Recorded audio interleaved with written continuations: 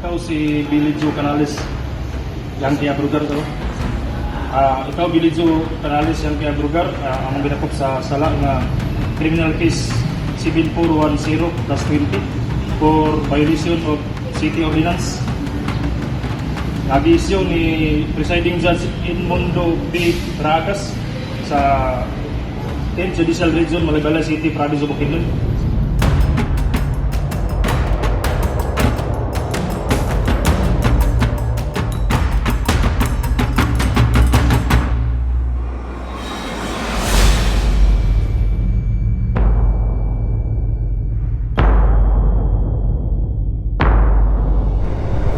Alright, so yun nga, pag-uusapan natin ngayon kung bakit tayo nagkaroon ng bench warrant at paano or ano yung magiging proseso para ma-clear natin yung ating pangalan. Let's make it a short story. So una, nahuli tayo way back 2020. Nahuli tayo while we are traveling Bukidnon, particularly dun sa Malaybalay City. So please be mga paps, this video is a reminder to everyone na nangyari sa akin, possible na mangyari din sa inyo, diba? So that's why I'm gonna share this video to you, para at least you're aware if yun nga, if nangyari sa akin, posible na mangyari sa inyo. And wag nating ibaliwala itong ganitong pangyayari, kasi ito sa akin 2020 pa ako na-apprehend at ngayon 2024 na, ngayon lang lumabas yung warrant para sa atin. So biruin mo, from Malaybalay City nakarating ng dito sa town namin yung warrant. Ganun ka power yung pag i-implement nila sa kanilang law, batas sa particular na city. So that's the main natin objective ngayon. Huwag natin baliwalain, kasi sa halagang or sa murang penalty pwede tayong makulong. So that's the reality. So swerte lang hindi nyo na-tsempuhan yung mga ibang town, pero mostly nagpapa-implement talaga nito yung mga malalaking siyudad or city. It's a final step na, kasi last week nandun na tayo, pumunta na tayo doon sa Malaybalay para, since nagkaroon nga tayo ng warrant. So yung ginawa natin na option, actually may tatlong option nata to, dalawa yung lang yung pinaka sure ako. Una, pumunta ka doon sa attorney or kahit or kahit sa PAW, kumonsulta. At saka yung baling naging option na ginawa ko, nag-voluntary surrender ako, kasi nakareceive ako ng tawag regarding sa ganitong warrant. And siyempre, sino ba naman yung tao na normal hindi itong ganitong problema i-settle, di ba? So nakipag-settle ako, nag-voluntary surrender. Yun yung ginawa ko. Supposedly, since warrant siya, madidetain talaga tayo. Ang yung ginawa ko, since nag-voluntary surrender ako, kumuha ko ng mga clearance barangay, mga document na necessary para sa pag-bail or piyansa for my temporary freedom. And pagkatapos namin, pumunta kami ng Malaybalay City para sa bail. And after nun, yan, ngayon yung ginawa natin, pabalik na tayo dun, papunta tayo sa Malaybalay para sa naka-schedule na hearing. And we don't know kung ano yung next step or process after ng hearing, pero idea lang, it may be the last step is siguro magbayad na daw sa charges and penalties na nakapataw para sa atin doon mismo sa apprehending office or sa traffic unit, di ba? So yan, so samahan nyo kami kung ano yung magiging lakad namin yung araw. And sana hindi tayo ulanin sa daan, kasi medyo yung panahon, may bagyo daw din kasi. Sana hindi tayo ulanin. And tuloy-tuloy na tayo sa biyahe, dire-diretso na tayo after. Let's go. Ito na po. Ayun, punta.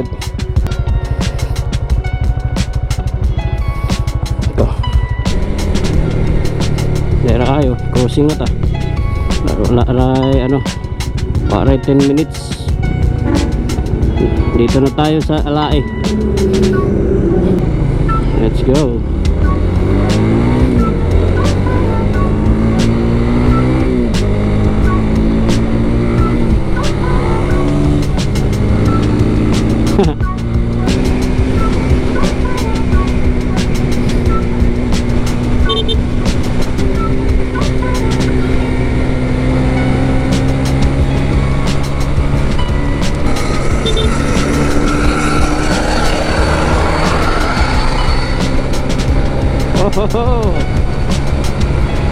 Picture taker ha, para may remembrance. Oh, maaga pa naman, alas 10 pa. Let's go. Picture na sad. Oh shit.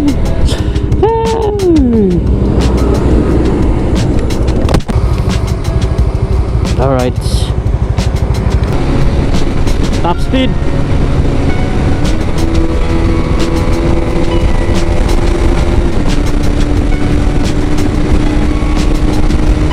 With angkas, top speed na yung angkas. 120, 122, 123, 4, 5.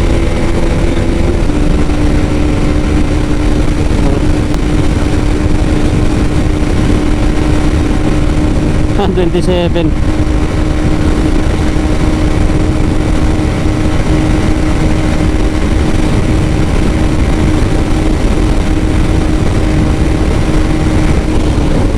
$130. Wala tayong kaya.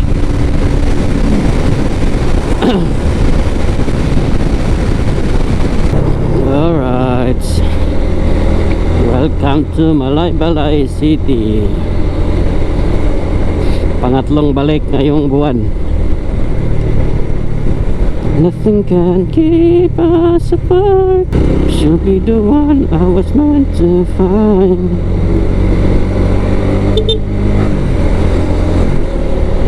So mag-early lunch na lang kami. Mataas-taas pa yung oras kasi na ano, pag-aantay namin. But anyway, dito naman na kami and mag-aantay na lang kami.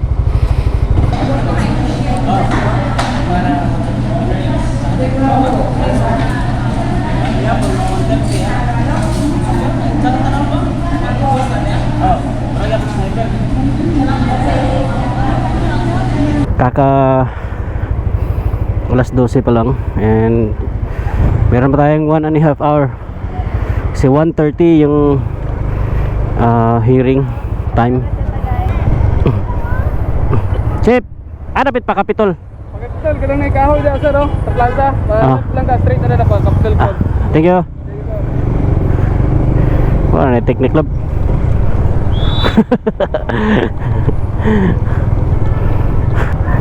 Chip, pakapitol dia ba? Thank you. Mana mga tara-tara, mga sipyat pa. Saya pamampad oh. Yo, nice place. Capitol grounds.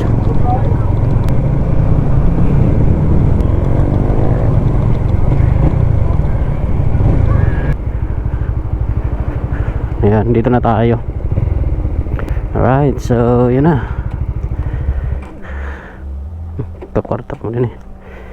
12:15. So, mag-aantay-antay lang tayo.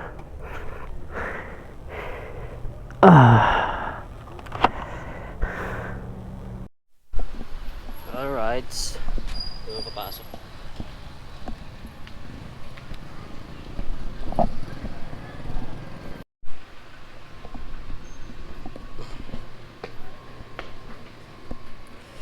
Let's do the hearing. Bago lang. Labi ako 2020. Kuan. Modified muffler mo to sa una. Tapos wala ka expect na po. Unexpect na labi ka Sa to. wala ko na-expect expect yung na-expect na kung pwede lang bayaran sa LTO, pwede ko mag-renew ka. Ay, dili. Kuan mo ni city ordinance mo ni. Oo, expectation ko. Nasyak na lang ko, nagatod na sa opisina sa kuhan. Sa Pina.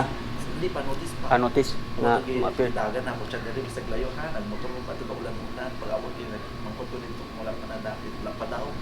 Papunta ko sa dito sa prosecutor, nagsod ko daw dere, abot din September 6, mamandayan nila na dapit. Ah. Tapos, dili ko karapot i-receive ang sabi. Kami wa mi ka-receive og sa Pina, matong wala mi ka ano. Eh, wala man mi kabalo. Kanino?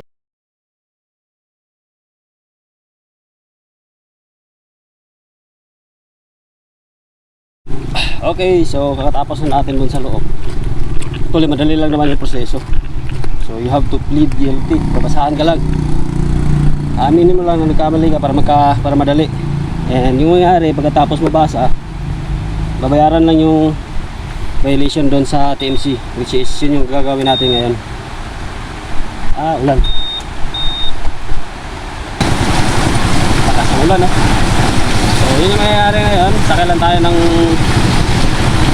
sikad or tricab dahil umuulan, babasa tayo. Punta na tayo dun sa dun sa may TMC. Dahil lang. Excuse me. Agay. Agay,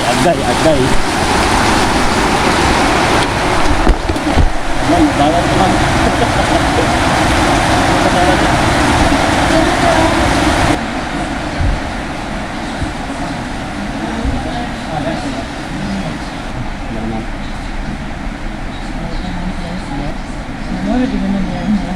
Yes ma'am, nalandid ma'am kay warranties.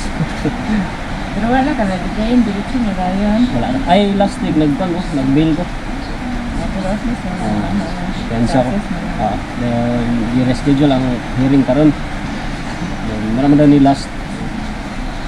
Grabe sa mga kanuan, nag-iingipon yung balao din mo. Kahit gano'n ko, 2020 pa, niya. Ay, warrant ko, 2024 na. Wala man sa bid ko nakaresibo gano'n sa Pina. kasi may mga address. Address siguro ma'am. Dali, maong, kasi nagbalhin na ka address. Mura man ma'am, Zoom to. Ilang na, sa'yo pwede lang libot ang address mo. Zoom 11. Ya, Zoom to, na akong address. Marag 11 lang namutang ba. According to police clearance, pinag-attack na dahil mo. Magani mo, reflect ba? Pero at least, dismiss. Oh, dismiss siya. Cleared na. Wala akong tuyo lagi kay. Kasi kaayog maglaka-laka to, ano? Nataywaran. Pero last year mo ma'am, nagtanto mo kung nakabawas mo ko out of the country, pero wala man ako good sa immigration ko. Wala pa sa police. Balik mo dito na. Okay na ma'am? Oo. Okay. Thank you. Let's go. So, yun yung magiging steps natin. Tapos ng hearing doon, so bayad tayo sa law enforcement, tawag ito, traffic unit. Then, balik tayo dun sa trial court para pa-receive natin yung resibo. And then, initially kanina, try kong i-approach doon yung in charge, if ever na maaga lang maibigay sa atin yung clearance from the court. Yun nga, malayo pa yung lugar natin. Yun lang yung kukuhanin natin. And meron kasi tayong trabaho na daily. So, leave na naman. Try na natin if ever na pwede. Kung pwede, much better. Maganda.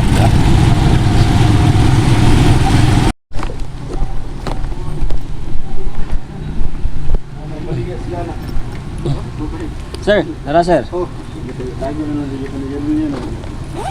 Nagpa-Xerox ka? Nag-photocopy isa. Magkuha ka clearance record. Nag-stick pa. Ay, try Doon mo kasi ako man. Kaya mo ipakita. Muna na. Kita na ako sa ila. Oh, Kani? pakita dito. Demo. Ako nihatag dito sila. Okay. Ilang man siya account. Okay.